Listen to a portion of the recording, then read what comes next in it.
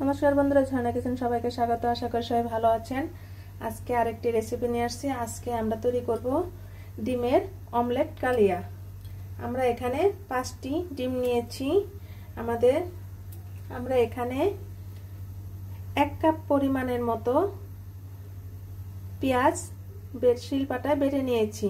আমরা এখানে বড় বড় সাইজের 3টি পেঁয়াজ কুচি করে নিয়ে শিলপাটায় বেটে নিয়েছি। আমাদের এখানে 1 চা চামচ আদা বাটা এবং 1 চা চামচ রসুন বাটা এবং প্রয়োজন মতো লবণ। এখানে আমরা মাঝারি সাইজের একটি টমেটো কুচি করে নিয়েছি। হলুদ গুঁড়ো, জিরে, ধনিয়ার গুঁড়ো, লঙ্কার গুঁড়ো।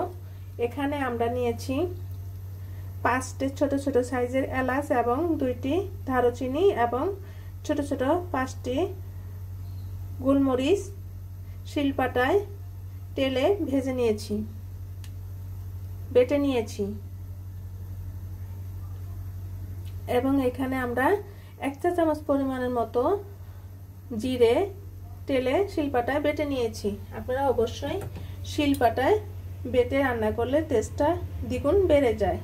প্রথমে আমরা ডিমগুলো ভেঙে নেব। ডিমগুলি একটা একটা করে ভেঙে নেব।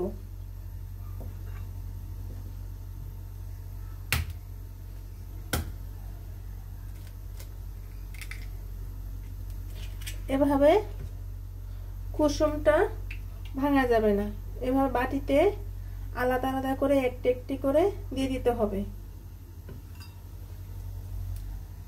চলুন এখন আমরা কড়াইতে ডিমটি সিদ্ধ করে নিই। আমরা প্রথমে এখানে কড়াইয়ে জল বসাইছি। এখন জলগুলো যখন বলক চলে আসছে তখন আমরা চুলার আঁচটা লোতে করে দিয়েছি। এখন আমরা এখানে লবণ দিয়ে দিব। 1 চা চামচের পরিমাণ মতো লবণটা দিয়ে দিব। এখন লবণটা ভালোভাবে এভাবে গলিয়ে নিতে হবে।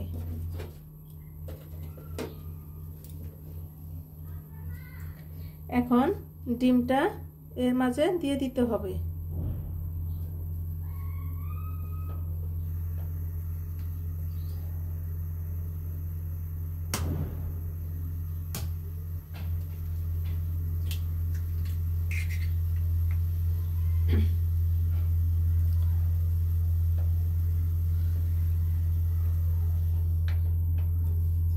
এভাবে একে একে ডিমগুলো দিয়ে দিতে হবে।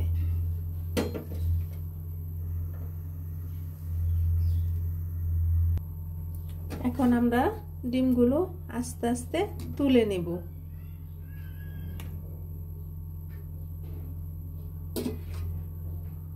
এভাবে আমরা তুলে নেব একে একে।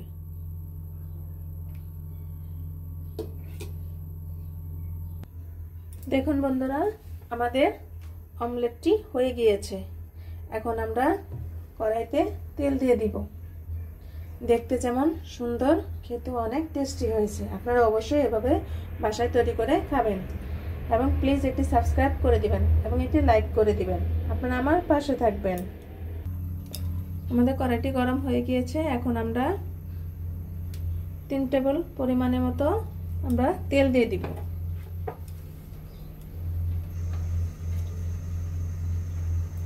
এখন আমরা গোটা কয়েক জিরে দিয়ে দিব।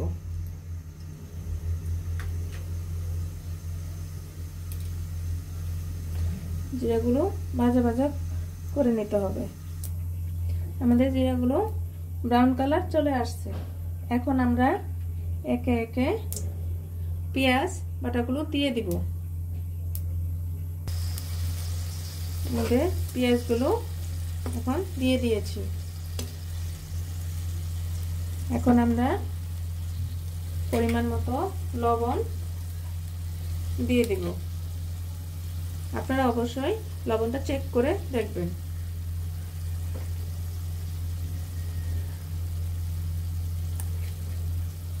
পরিমাণ মতো লঙ্কার গুঁড়ো,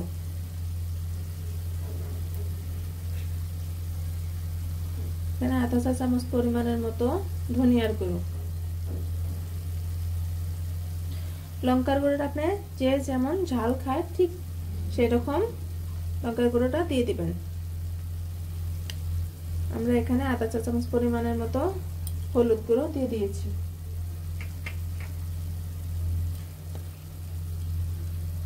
আধা চা চামচ বাটা আদা এবং 1 চামচ পরিমাণের মতো রসুন দিয়ে দিব। এখন ভালোভাবে মশলাগুলো কষিয়ে নিতে হবে।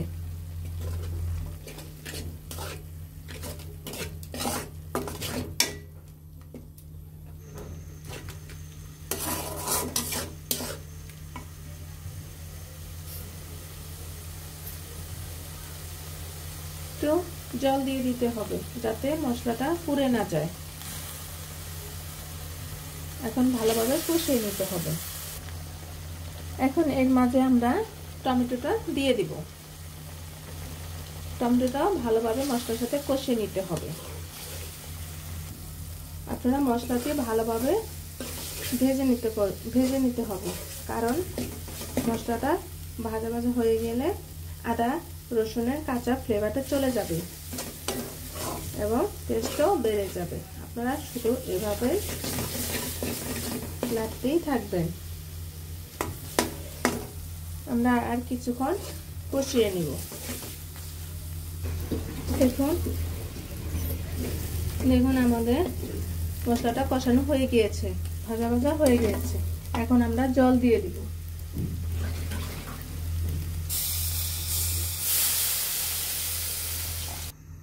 দেখুন বন্ধুরা, আমরা ঝোল দিয়ে দিয়েছি। এখন আমরা বলক আসার জন্য অপেক্ষা করব। দেখুন বন্ধুরা, আমাদের তরকারিতে বলক চলে আসছে। আপনারা অবশ্যই ভিডিওটি শুরু থেকে শেষ পর্যন্ত দেখবেন এবং এই অমলেট ডিমের কালিয়াটি ছোট বড় সকলেরই পছন্দ হবে। আপনারা অবশ্যই ভিডিওটি দেখে কমেন্টে জানাবেন অমলেট কালিয়াটি কেমন হলো।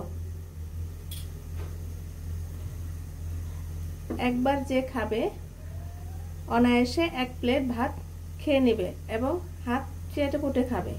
তরকারিটি এতটাই টেস্টি হয়। আমাদের ঝোলটা প্রায় হয়ে গিয়েছে। এখন আমরা জিরা বাটাটা দিয়ে দেব এবং এখানে 1 চা চামচ পরিমাণের মতো গরম মশলা দেওয়া আছে। 4টে এলাচ, 4টে এবং ছোট ছোট সাইজের 4-5টে এলাচ এবং ছোট ছোট দারচিনি এবং একটি জয়ত্রী আছে এবং ছোট ছোট 5-6টে এলাচ, লবঙ্গ, গোলমরিচ আছে। এটা শিলপাটা বেটে নিয়েছি, এখন দিয়ে দেব।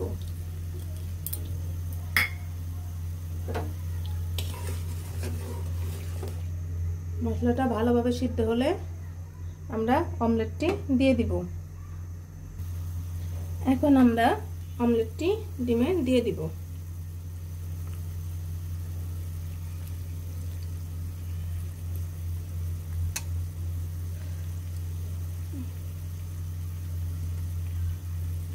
এভাবে আমরা ঢেলে দিয়ে দিব একসাথে।